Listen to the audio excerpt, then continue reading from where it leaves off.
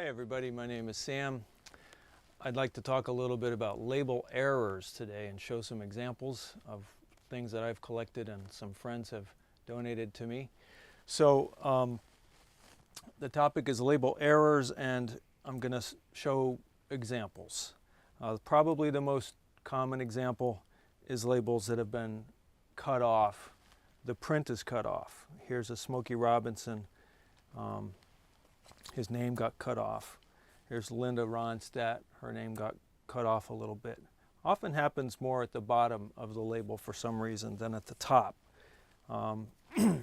Here's I Got the Feeling by James Brown. That got cut off. Patti LaBelle and the Bluebells.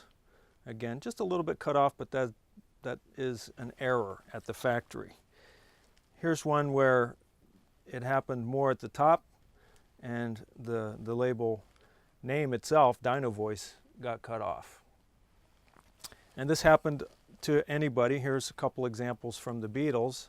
So George Harrison tune, it got cut off more on the side and the top over here than at the bottom. And a Ringo Starr, Beaucoup of Blues, got cut off at the bottom like many. So that's probably the most common thing you're going to see when you go to the thrift store or wherever you get your records. A little bit more unusual, I think, is when the wrong label was put on the record. So the record has different music. Somehow the guy at the pressing area didn't switch out the labels and pressed a record with the wrong label. This is a Loudon Wainwright Dead Skunk, but it's actually on both sides a soul singer who I have not identified. I did happen to find, very luckily I think, I found the record that has the music of the Loudon Wainwright advanced radio station copy. So in this case, the information is in the Lost Wax, but again, maybe at the same factory, I don't know. It's a different label completely. This is a Reprise, wrong label. Correct music on the Lost Wax, but completely wrong label. Another type of error that you see sometimes is you've got a correct label on both sides, and only on one side, in this case on one side, there's a Doobie Brothers tune. I don't know how that's even possible. And on the other side you have Bob and Doug McKenzie. But both sides are Bob and Doug McKenzie. So someone didn't change out the pressing masters when this record was pressed. That's probably pretty rare. Another type of example is when you've got the same label on both sides, like the A side label is also on the B side. But there are two completely different songs, A side and B side. Here's another example with the Orlons. It says Holiday Hill on this side and Holiday Hill on that side, but it's really the A side is Wauwatosi and the B side is Holiday Hill. Here's maybe an even more extreme kind of error that happens at the factory. In this case, it's a Paul McCartney and Wings single. So it's correct for that side. The music is on there, but the label, the Apple label, never got printed with the information. So you got a blank Apple label. That's probably also pretty rare. Somehow that slipped by the quality control. Here's another example of that. Cool Water by the Rooftop Singers. And on the flip side, there is a song, but no information got printed on the label. Here's a more unusual one on Mercury. It's Manfred Mann, the Mighty Quinn. This label, if you look carefully, you can see that it's quite out of round. I'm going to put it on a record player and just give it a spin so you can see how bad it is. The label is all there, and if it had been cut correctly, it would basically be okay, but you can see that it's kind of oval shaped because this label was probably at the bottom of the pile. So this giant cutter comes down at the pressing plant, goes through a whole stack of paper, and the one on the very bottom it got impressed with the cutter, but it didn't cut the paper away, or it shifted a little bit and it cut it like a little bit at an angle on the very bottom. So it did cut out a shape, but it didn't cut it where it was supposed to be. And it got pressed on, but it looks kind of funny.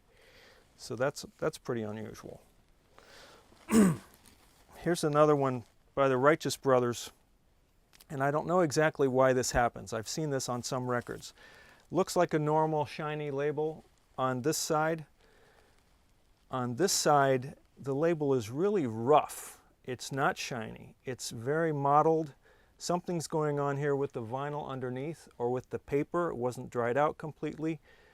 In the ovens where they dry the paper before they press it, something went a little bit wrong, and this label is very rough looking. Here's another different example of something that happened to the paper. It's a John Waite tune. This label looks okay. On this side, when it went to be pressed, if you look carefully, you can see that it just got squished and the name is compressed and a couple of letters are missing. So it got squashed when the stampers came down. That's a different little small error, but it does count as an error, I would say. Here's a Columbia record with, I think, must have been a kind of experimental label. This is pressed directly into the vinyl, not a paper label. And I've only seen very, very few of these. But they were, I think, experimenting with the size and with the print because the name got cut off. Very, very close to the center hole there. It's very roughly cut out anyhow. And here, Marion Worth, it's almost cut off on the name and on the title of the song. And they probably didn't go with this. This is a technology that I think goes way back to Edison, who sometimes printed some of the information right into the record itself instead of using a paper label.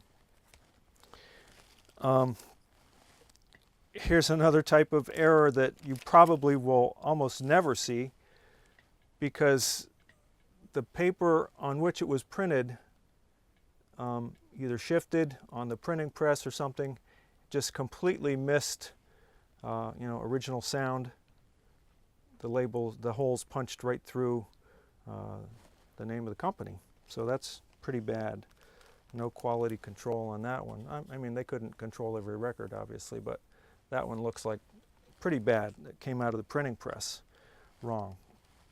And so lastly, some examples of records that are the label's on, okay. The label may even be centered in this case, or a little bit off center. And either it was punched a little bit off center or the label was placed a little bit off center. So just so you can see, that one's not too bad. You can see that the record itself in this case was mispunched. The label's kind of in the center, but if you can see this, I hope this will show up on the camera. There's a huge area, almost 3/8 of an inch of dead wax, of lead-in, over here, and almost nothing here. It almost starts with the groove lead-in. So that's just a pressing error more than a label error, but it makes it look like a label error because it looks like it's going around off center. Here's another one that's even worse. This is Blue Magic. Label looks kind of okay on that side, but look how far off the label shifted on this one. When you play it, the record is centered, but the label got way out of center on the one side. Here's another one. Both sides. The label just shifted off as the press came down, and both sides are way out. The paper is in the lost wax, not quite in the grooves, but pretty far off.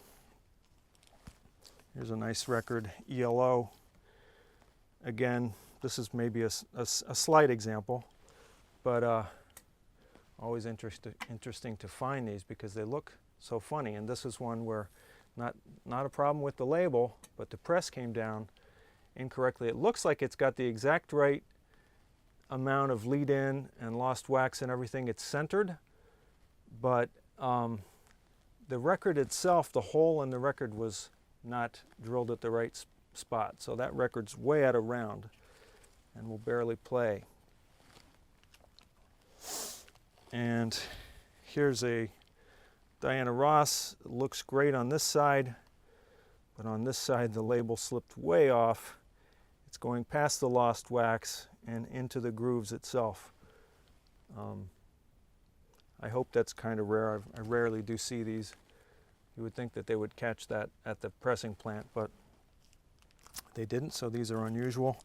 And the most extreme example, which I've ever seen, is this one, Bob Seger and the Silver Bullet Band. That side looks pretty normal, and this side is completely, even off the record, all across the wax. It didn't even get the large hole cut into the paper, so pretty bad. That's about the worst. So those are examples of label errors, and I hope you've enjoyed that part of this little presentation. Just for fun, because we're doing label variations, I thought I would throw this in. This is labels that have a different designation on one side and on the other. Here's Blue Oyster Cult. It's a promo with the short version on one side, long version on the other. There's a Barbie record with instrumental on one side and the vocal on the other. Nothing unusual about that. I always like to find records that have different labels on each side. Here's a David and Goliath play record for kids. You got David on one side and Goliath on the other. Here's another variation on that, Prince on the Revolution. You have God on one side and the Purple Rain label on the other side with no print, just a picture. It's kind of cool. Here's an example of another side-to-side variation, this Group US Ape with the east side and the west side of the music. And another little variation on that is this guy, Dr. Bosco, who was more like light touch on this side and the not so light side. So he's put his heavy duty stuff on one side and his comedy on the other. And lastly, a punk record, the Alvin Millman Sect with, this one has the AM side, it says side AM. And on the other side, of course, it says side FM. So that's just for fun. I hope you've enjoyed this little presentation on label errors and side-to-side variations. I'll try to put together some more fun videos soon. And so for now, bye. See you next time.